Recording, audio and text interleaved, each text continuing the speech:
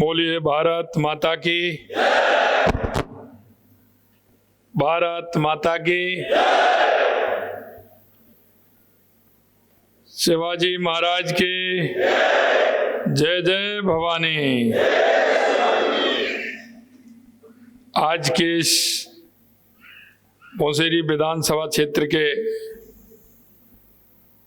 इस चुनावी सभा में मंच पर विराजमान जिनको कि अभी आपने सुना, ऐसे आपके लोक लाडले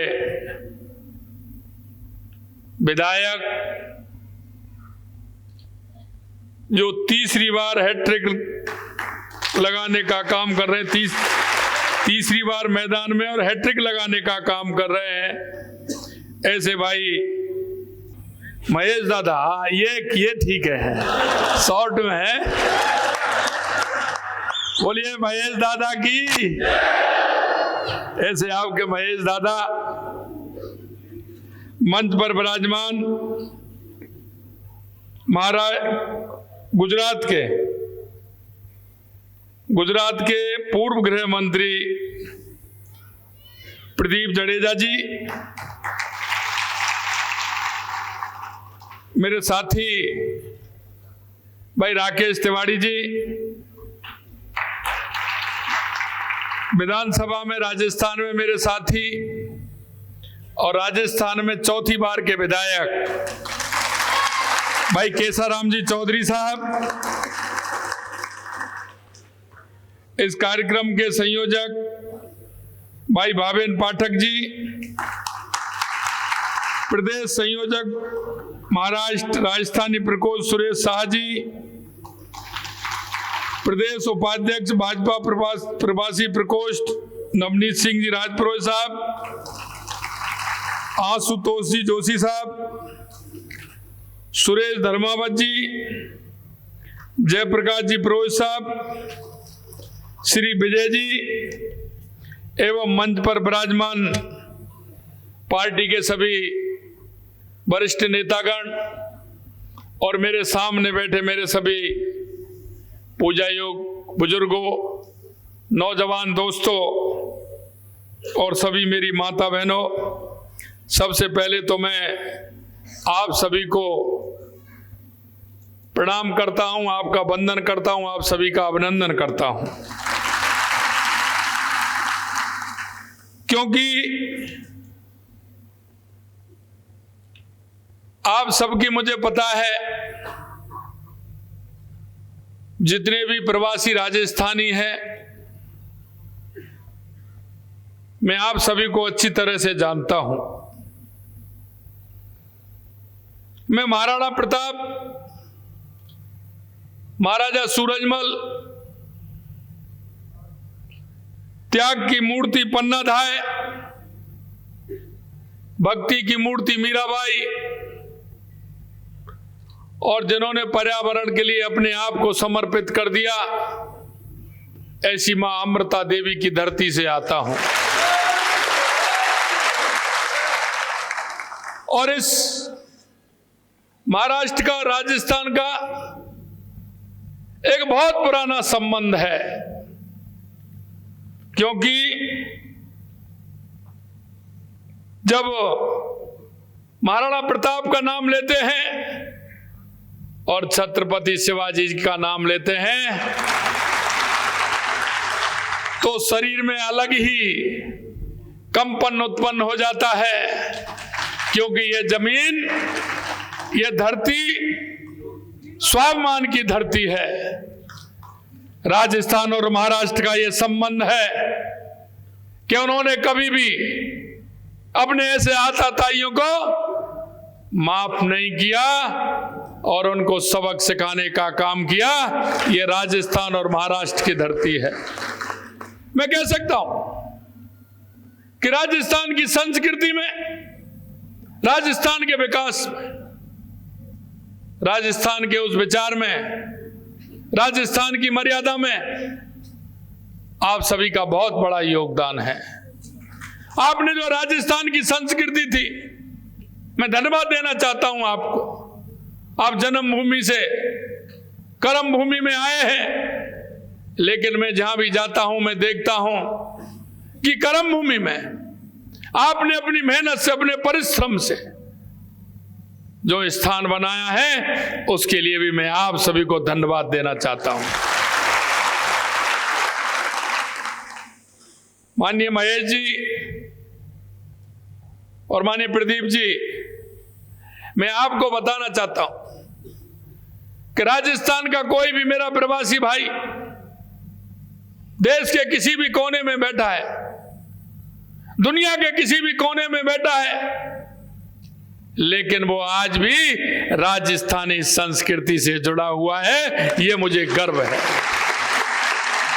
और इस संस्कृति से जुड़ने के कारण उसके मन में जो विश्वास है और जो समाज में वो करता है, मैं कहना चाहता हूं ये व्यापार ही व्यापार नहीं, सामाजिक सरोकार में भी राजस्थान का व्यक्ति हमेशा आगे रहता है।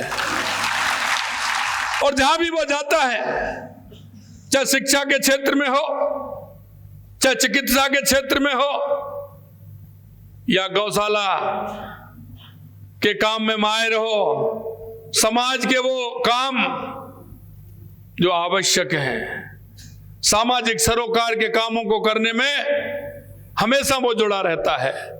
मैंने देखा है, या वो शमशान के जीर्णोद्धार का काम होगा, विद्यालय के भवन का काम होगा, अस्पताल का काम होगा, प्याऊ लगाने का काम होगा, रास्ते को ठीक प्रकार से करने का काम होगा। अगर किसी प्रकार की किसी पर विपत्ति आपत्ति आती है तो उसमें भी सहयोग करने के लिए वो हमेशा तैयार रहता है, हमेशा तैयार रहता है। इसलिए मैं कहना चाहता हूं, आप हमेशा अपनी विरासत पर, अपनी संस्कृति पर हमेशा आप गर्व करते हैं, और आप संस्कृति पर गर्व करते हैं तो अपनी संस्कृति को मानते हैं। मैं आपको कहना चाहता हूं, ये राजस्थान से निकला हुआ व्यक्ति हमेशा वो अपनी मातृभूमि के लिए और इस राष्ट्र के लिए समर्पित भाव से काम करने वाला और अपनी संस्कृति की पहचान बनाने वाला होता है। मैं आपसे इतना ही कहना चाहता हूं, मेरे यहाँ के भाई भी बैठे हैं, हमेशा वो उनके सहयोग की भावना से काम करता है, हमेशा वो सहयोग लेकर के चलता है। और ये भी मैं कहना चाहता हूं कि वो व्यापार के साथ साथ वहां की आवश्यकताओं को भी देखता है। और इसीलिए मैंने कहा है कि आराम से आप अपने व्यापार में और सामाजिक सरोकार में अपना ध्यान लगाइए। राजस्थान में जो आप करना चाहते हैं वो आप हम पर छोड़ दीजिए, उसकी चिंता मत करिए। मैं राजस्थान की संस्कृति और सौहार्द का प्रतिनिधित्व करते हुए अपने कर्तव्यों से हर समाज हमारा ये काम करती है, और मुझे पता है आप अपनी जड़ों से जुड़े हुए हैं। चाहे साल में आपका एक बार आना हो, लेकिन मुझे पता है एक बार और दो बार आप आवश्यक रूप से राजस्थान जाते हैं। चाहे आप शादी होती है तो देवताओं को पूजने के लिए जाते हैं, और या बालक या बालिका होती है तो भी उसका मुंडन के लिए और उसके दर्शन के लिए आप जाते हैं। इसलिए मैं कहना चाहता हूं कि आपका जो विचार है वो राष्ट्र का विचार है, और इस राष्ट्र की मजबूती में आपका बहुत बड़ा योगदान है। और इसलिए देश के यशस्वी प्रधानमंत्री नरेंद्र मोदी जी कहते हैं कि विकास भी और विरासत भी, और हमें हमारी विरासत को ध्यान में रखते हुए, क्योंकि मित्रों मैं कहना चाहता हूं हजारों सालों तक हमारा देश गुलाम रहा। कभी हूण आए, कभी कुषाण आए, कभी इस्लाम आए तो कभी अंग्रेज आए, लेकिन हमारे अंदर जो इति थी, हमारी संस्कृति की जो हमारे अंदर छाप थी, इसलिए हमने हजारों सालों तक हमारे बुजुर्गों ने लड़ाई लड़ी और अंत में हमने आजादी की लड़ाई में हमने जंग भी जीती और हम कामयाब भी हुए, क्योंकि हमारे अंदर हमारी संस्कृति का वो विचार था। और इस देश को बनाने में एक बार आप सोचेंगे कि हमारे पूर्वजों का बहुत बड़ा योगदान रहा है। और इसलिए मैं कहना चाहता हूं, स्वामी विवेकानंद जी ने 1893 में कहा था कि 21वीं सदी भारत की होगी। मित्रों, मैं आपसे कहना चाहता हूं, उस नरेंद्र से लेकर के इस नरेंद्र तक का परिवर्तन आपको दिख रहा होगा। क्यों? उन्होंने कहा था, स्वामी विवेकानंद जी ने एक बात और कही थी, उठो जागो और इस देश दुनिया पर छा जाओ, वो समय आ गया है। देश के यशस्वी प्रधानमंत्री कहते हैं यही समय है, सही समय है, यही समय है, सही समय है। इसलिए मैं कहना चाहता हूं कि आपने देखा होगा 2014 के बाद देश के अंदर जो परिवर्तन आप देख रहे हैं, चाहे वो गरीब कल्याण की योजनाएं हो, चाहे वो विकास की योजनाएं हो, या आतंकवाद और नक्सलवाद का खात्मा हो, या दुनिया में बढ़ता हुआ भारत का गौरव हो, ये आपने देखा है। और इसलिए मैं आपसे निवेदन करने के लिए आया हूं। आप सभी पुणे में भी रहते हैं और शहरों में भी हमारे प्रवासी भाई रहते हैं। मित्रों, मैं आपसे इतना ही निवेदन करने के लिए आया हूं, आप अपने फोन से अपने रिश्तेदार, अपने मिलने वाले, यहाँ के आपके जो व्यापारी, किस व्यापार के साथ साथ में जो यहाँ के लोग आपके संपर्क में आए, उनसे कहिए कि इस देश को मजबूत बनाना है, महाराष्ट्र को मजबूत बनाना है और हमारे देश को विकसित भारत बनाना है। आपने देखा होगा राजस्थान के अंदर 11 महीने पहले कांग्रेस की सरकार थी। आपने देखा किस तरह की हालत थी। लगातार युवाओं के कुठाराघात हो रहे थे। लगातार अगर हम कहें तो आपने देखा होगा किस तरह से गैंगस्टर आते थे। कानून व्यवस्था क्या थी, बिजली की व्यवस्था क्या थी। लेकिन मैं आपसे कहना चाहता हूं, इन 11 महीनों के अंदर जो हमने हमारे संकल्प पत्र में जो वायदे किए थे, राजस्थान के अंदर लगभग 50% पूरा करने का काम हमने 11 महीने में किया है। और यही मैं आपसे कहना चाहता हूं, आने वाली हमारी महाराष्ट्र की सरकार, आपने देखा होगा जिस तरह से विकास की गति हमारी हुई है। डबल इंजन की हमारी सरकार जिस तरह से विकास करेगी, विकास के आयाम को छुएगी, हमारी संस्कृति को मजबूत करेगी। क्यों? मैं आपसे एक ही बात कहना चाहता हूं, जनता के अंदर यह विश्वास है कि देश के यशस्वी प्रधानमंत्री नरेंद्र मोदी जी जो कहते हैं वो करते हैं और करते हैं वही कहते हैं। ये जनता के अंदर विश्वास है। और इसलिए मैं कह रहा हूं आप सभी से कि आने वाला 20 नवंबर इस महाराष्ट्र के लिए इतिहास रचने वाला है, इतिहास रचने वाला है।